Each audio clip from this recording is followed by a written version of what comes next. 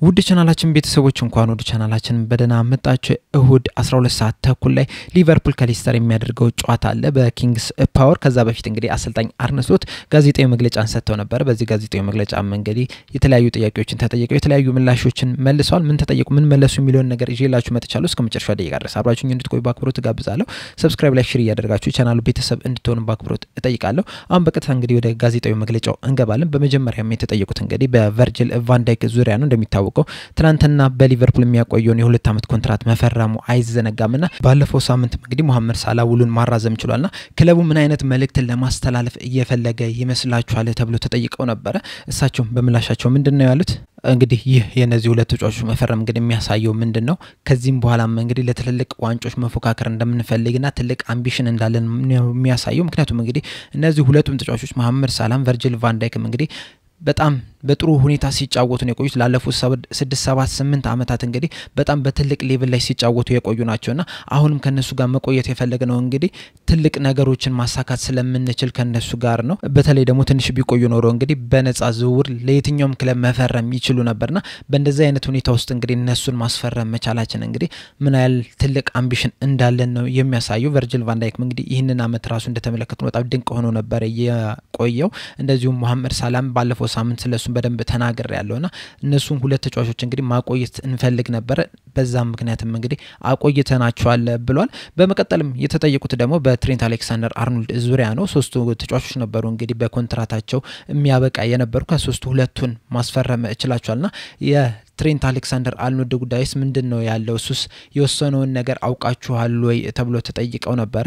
እሳቸው በመላሻቸው ምንድነው ያሉት? አሁንም እንግዲህ ተመሳሳይ ነገር ነው የምላችሁ። ምንም ነገር ማውራት አልችልም በአርኖልድ ዙሪያ ምክንያቱም እንግዲህ አልፈረመም እስካሁን ድረስ አዲስ ነገርም የለም። ስለ ሁለቱ ልናወራ እንችላለን ምክንያቱም እነሱም በሚያቆያቸውን ኮንትራት መፈረም ችሏል በአንድ ሳምንት ውስጥና ስለነሱ በደንብ ማውራት እንችላለን። ስለ ትሬንት አሌክሳንደር አርኖልድ ግን ለቀጣይ 1 ሰዓታት ሙሉ ብናወራም ተመሳሳይ አይነት ነገር ነው የምነግራችሁ። ምንም ያለቀ ነገር እስከሌለ ድረስ ምንም አይነት ነገር ምናወራው ነገር የለም። ነገር ግን ከጉዳቱ አገግሞ ወደ ጨዋታ ለመመለስ ግን ከፍተኛ ጥረት እያደረገ ነው የሚገኘው። ሮብለት ጀምሮ እንግዲህ ከቡድኑ ጋር እንቅስቃሴ ማድረግ ጀምሯል። ትሬኒንግ ማድረግ ጀምሯልና ሁሉንም ነገር እየሰጠ ነው የሚገኘው ከጉዳት ለመመለስና በሚጫወትበት ሰዓትም እንግዲህ ያለውን ነገር ነው የሚሰጠው። ምንም እንኳን የኮንትራቱ ሁኔታ እስካሁን ድረስ ባያልቅም ለነገር ግን ለኛ ግን በጣም ወሳኝ የሚባል ተጫዋች ነው። ምክንያቱም እንግዲህ ኮንትራቴ ያበቃ ነው በሚል የሚለግመው ነገር የለም። እያንዳንዱ ጨዋታ ላይ እንግዲህ 100% ያለውን ነገር ነው የሚሰጠው። አሁንም እንግዲህ ከጉዳቱ በደንብ ተመልሶ እንግዲህ ለቀሩ ጨዋታዎችም እንግዲህ ያለውን ነገር ይሰጠናል ብለን ተስፋ እናደርጋለን። በኮንትራቱ ዙሪያ ግን ምናወራው ነገር የለም ብሏል። ስለ እሁዱ ጨዋታ መድረስ አለመድረስ ሲጠየቁ ግን ምንድነው ያሉት? ለእሁዱ ጨዋታ ይደርሳል ብለን ተስፋ እናደርጋለን። ነገር ግን ደግሞ በቋሚነት ይጀምራል ብለን ተስፋ እናደርግም። ምናልባት እንግዲህ ተቀይሮ ገብቶ የመጫወት ቻንስ አለው። በዚህ ሰዓት በእርግጥ ብራድሊ ወደ ጨዋታ ተመልሶልናል። ስለዚህ እንግዲህ የሱን ቦታ የሚተካ ተጫዋች አለልን። ነገር ግን ደግሞ ትሬንት አሌክሳንደር አርኖልድ እንግዲህ አሁን ወደ ልምምዶች ስለተመለሰ ዛሬና ነገ የሚሆንበትን ሁኔታ አይተን ለእሁዱ ጨዋታ እንግዲህ ምን ያህል ደቂቃ መጫወት ይችላል ምን ያህልስ ኢንቮልቭ ማድረግ ይችላል የሚለውን ነገር የምንወሰን ይሆናል። ነገር ግን ለእሁዱ ጨዋታ ይደርሳል ብለን ተስፋ እናደርጋለን ብለዋል። በመቀጠልም የተጠየቁት ደግሞ ምንድነው ያሰባችሁት?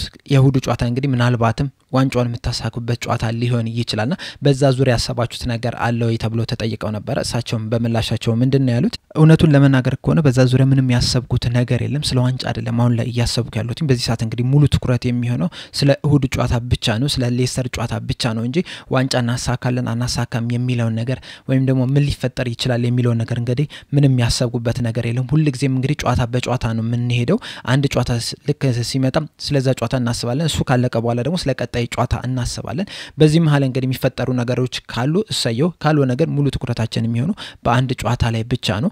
ብዙ ሰዎች እንግዲህ ዋንጫ ማሳካት ትልቅ ነገር ነው ይላሉ። ኢንጆይ አድርገው ሁሉንም ከመጀመሪያው እስከ መጨረሻው ነገር ያሉትን ነገሮች እንግዲህ ኢንጆይ ያደረከው ሂድ የሚሉ ሰዎች አሉ። ዋንጫ ማሳካት በእርግጥ በጣም ትልቅ ነገር ነው።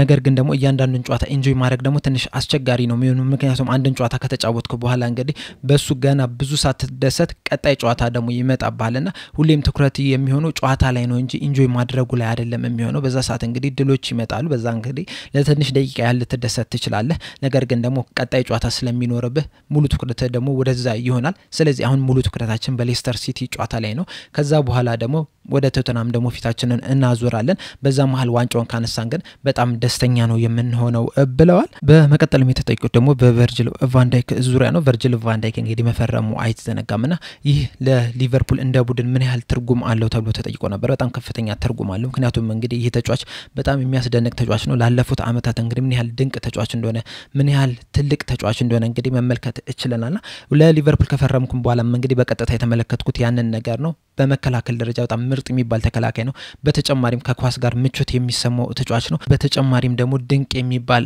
አምበል ነው ቡድኑን በጣም በጥሩ ሁኔታ ነው የሚመራው በሜዳም ከሜዳ ውጪም እንግዲህ ያለው አገልግሎት በጣም ትልቅ የሚባል ነው ተጫዋቾች ላይ ትልቅ ተጽዕኖ መፍጠር የሚችል ተጫዋች ነውና ቡድኑን በጣም ነው የሚያረጋጋው በአክሳም የልምምድ ሜዳም እንግዲህ ያንን ነገር በየቀኑ ነው የምንመለከተውና በጣም የሚያስደንቅ ተጫዋች ነው እና ለሊቨርፑል እንግዲህ በጣም ትልቅ ጥቅም የሚሰጥ ተጫዋች ነው ለዛም ነው እንግዲህ ያስፈረምነውና ከዚህም በኋላ እንግዲህ ለሚመጡት 2 አመታትም እንግዲህ ይህንን ድንቅ ችሎታውን እንግዲህ ያስቀጥልልናል ብለን ተስፋ እናደርጋለን ብለዋል በመቀጠልም የተጠየቁት ደግሞ ከዚህ በኋላ ለምን ያህል ጊዜ መጫወት ይችላል ብላችሁ ተስፋ ታረጋላችሁ ተብሎ ተጠይቆ ነበር በተለይ ደግሞ ቲያጎ ሲልቫን ከተመለከተነው እንግዲህ እስካሁን ድረስ እየተጫወተ ነው የሚገኘው በቼልሲም እንግዲህ እስከ 39 አመቱ ድረስ መጫወት ይችላልና ቨርጂል ቫን ዳይክ እስከ መቼ ድረስ መጫወት ይችላል ብላችሁ ታስባላችሁ ተብሎ ተጠይቀው ነበር እሳቸውም በምላሻቸው ምንድነው ያሉት ይህንን ነገር ለመናገር በጣም ትንሽ ከባድ ነው ምክንያቱም እንግዲህ እኔ ላወራ የምችለው አሁን ሰዓት ላይ ስላለው ብቃት ነው በዚህ ሰዓት ስለሚያሳየው ነገር ነው ማወራት የምችለው እንጂ ቀጣይ ላይ ምን ሊፈጠር የሚችላል የሚለው ነገር ግን መገመት በጣም ከባድ ነው በጣም ብዙ ነገር ሊያጋጥሙ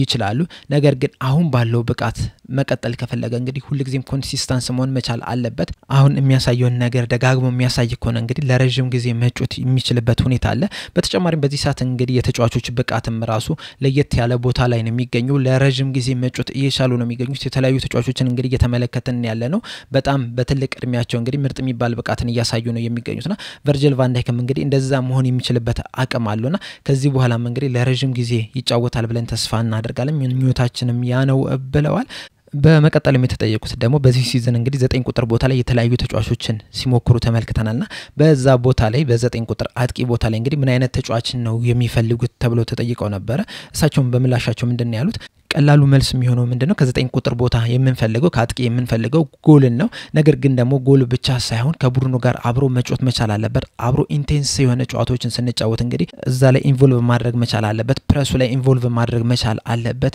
እንደዚሁም ከቡድኑ ጋር በደንብ መዋሃድና በደንብ መጫወት መቻል አለበት ከዛ ነው የምንፈልገው ነገር ግን በዋነኝነት ግን ከ9 ቁጥር የምንፈልገው ግን ጎሎችን ማስቆጠር ነው ጎሎችን እስካስቆጠረ ድረስ ሌሎችን እንግዲህ በቀላሉ ማስተካከል እንችላለን ብለዋል በመቀጠልም የተጠየቁት ደግሞ ቨርጂል ቫን ዳይክ እና መሐመድ ሳላ እንግዲህ ኮንትራታቸውን አራዝመዋልና ነገር ግን በዚህ አመት እንግዲህ ኮንትራታቸው ያበቃም ቢሆን እንግዲህ ምንም አይነት ጨዋታቸው ላይ እንግዲህ የተስተጓጎለ ነገር የለም አፌክት የተደረገው ነገር የለም በዛ ዙሪያ ምንድነው ያለው ታሴት ተብሎ ተጠይቀው ነበር እሳቸውም በምላሻቸው ምንድነው ያሉት እነዚህ ፕሮፌሽናል ተጫዋቾች ናቸውና ኮንትራታቸው ያበቃ ቢሆንም እንግዲህ ፕሮፌሽናልነታቸውን መቀጠል ችሏልና በጣም የሚያስደንቅ ነገር ነው ይህም እንግዲህ የሚያሳዩ የነሱን ድንቅ ተጫዋች መሆንን ነው በተጨማሪም ደግሞ እናንተ እንደምታስቡት እንግዲህ ያን ያህል አፌክት ተደርጓል ብዬ አላስብም እናንተ እንግዲህ ብዙ ፐንዴቶች አፌክት ያደርጋቸዋል ሲባል ነበር ነገር ግን አፌክት ያደረጋቸው ነገር የለም እና በዛው በብቃታቸው መቀጠል ችለዋል እነዚህ ተጫዋቾች እንግዲህ ለብዙ አመታት ኳስን ሲጫወቱ ነው የቆዩትና ምን ማድረግ እንዳለባቸው ያቃሉ በጣም ፕሮፌሽናል ናቸውና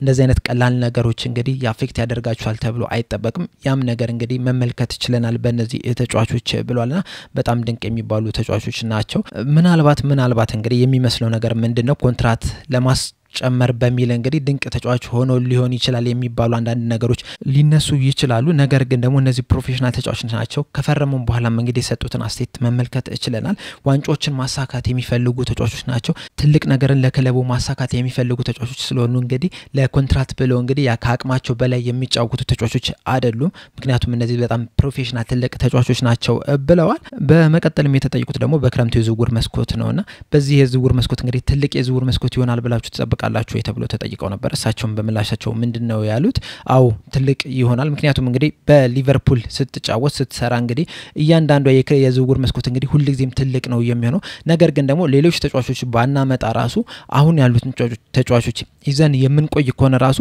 በጣም የትልቅ የዝውውር መስኮት ነው ምንለው ብለዋል በመቀጠልም የተጠየቁት ደግሞ ያለፉትን ጥቂት ጨዋታዎች እንግዲህ በአቋም ደረጃ ትንሽ መውረድ ታይቶባቸዋል ከመጀመሪያው አንፃር ስንመለከትና በክረምት የዝውውር መስኮት እንግዲህ መታጠናክሯቸው ቦታዎች አሉ ተብሎ ተጠይቀው ነበር እሳቸው በምላሻቸው ምንድነው ያሉት ወርደናል ብዬ አላስብም አምናም እንግዲህ እንደዚህ አይነት ተመሳሳይ ነገር ነበር ማሳየት ይቻላል ነገር ግን ከአምናው ግን የተሻለ ዘንድሮ መንቀሳቀስ ይችላልና አንዱ ነታ ያለው ምንድነው አንድ ቡድን እንግዲህ አብሮ ለብዙ ጊዜያቶች በተጫወተ ቁጥር እንግዲህ የተሻለ ነገሮችን ማሳየት ይችላል በተጨማሪም ሌላው ነታ ደግሞ ምንድነው የተለያዩ አዲስ ኢነርጂ ያላቸውን ተጫዋቾች ወደ ቡድን ስታመጣ እንግዲህ ፍሬሽ የሆነ ኢነርጂ ቡድን ውስጥ ታገኛለህና ምናልባት የሚጠናከር ቦታ ካለ እንግዲህ ምናጠናከር ይሆናል ነገር ግን ደግሞ በአቋም ደረጃ ወርደናል ብዬ አላስብም ምክንያቱም ኒውካስል እንግዲህ አሁን ሶስተኛ ደረጃ ላይ መቀመጥ ይችላል ምን ያህል ድንቅ ቡድን እንደሆነ እንግዲህ እየተመለከተን ያለነውና በካራባኦ ካፕ መሸነፋችን እንግዲህ ከዚህ በኋላ የሚያስገርም ነገር አይደለምና ድንቅ ቡድኖች ስላሉ የተሸነፍነው እንግዲህ በጥሩ ቲሞች ስለሆነ እንግዲህ